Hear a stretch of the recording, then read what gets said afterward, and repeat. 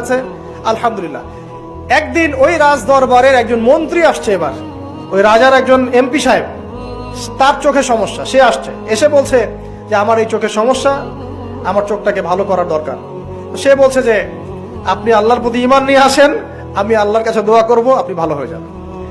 এবার সে আলহামদুলিল্লাহ ঈমান নিয়ে আনলো এবং সে ভালো হয়ে গেল।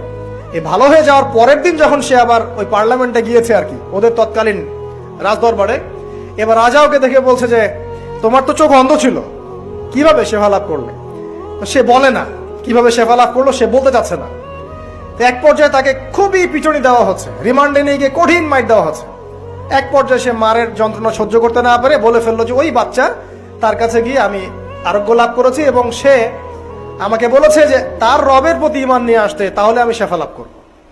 এই বাচ্চা এখন বলছে ফেরাউনের মতো যে আয়না রব্বুকুম আলা, আমি তো তোমাদের রব। এবার